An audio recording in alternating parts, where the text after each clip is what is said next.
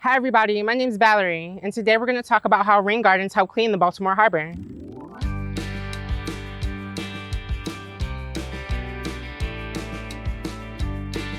Healthy Harbor and other organizations around the city have been hard at work to create a fishable, swimmable Baltimore Harbor. But in order to do that, we need to ask, where does pollution in the harbor come from? A lot of the pollution in the harbor comes from stormwater runoff. Stormwater runoff is what we call rain that falls on land and washes pollutants like car oil or lawn fertilizer into our waterways. In Baltimore, like most cities, runoff will flow into storm drains that lead directly into our streams and harbor without being cleaned by a treatment plant. Part of the problem with runoff has to do with the amount of impermeable ground surfaces in the city. If the ground is impermeable, like concrete, bricks, or blacktop, it means water can't go through. The opposite of that is a permeable surface, like dirt or sand, which can soak up water like a sponge. Before people covered the ground with concrete, rainwater would fall onto the permeable dirt and grass and get absorbed into the ground. Some of that water would be used by plants, and the rest of it would slowly trickle through the ground, which would help filter and clean the water before it flowed into a stream or lake. Now, when it rains, the concrete does not absorb any water, which can cause flooding, and the pollution the water picks up from the concrete doesn't get filtered out.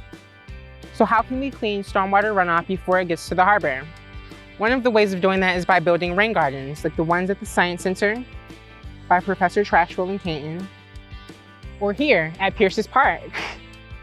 Pierce's Park is a little waterfront park by the power plant and the aquarium. It has 4 rain gardens, but this one here is the biggest of them all. A rain garden is a garden specifically built to absorb and filter stormwater runoff. The bowl shape helps to hold the rain, which gets absorbed into the ground over time.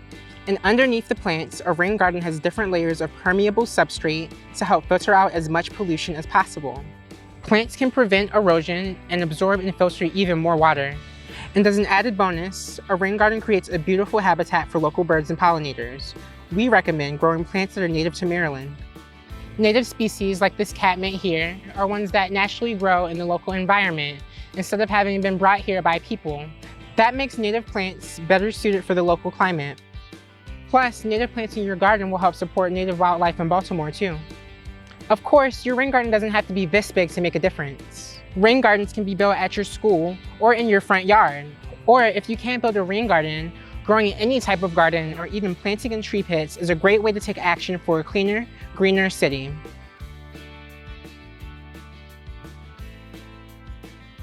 By replacing impermeable concrete with rain gardens and other green spaces, we can help create wildlife habitats, beautify our neighborhoods, and get even closer to a swimmable, fishable Baltimore Harbor.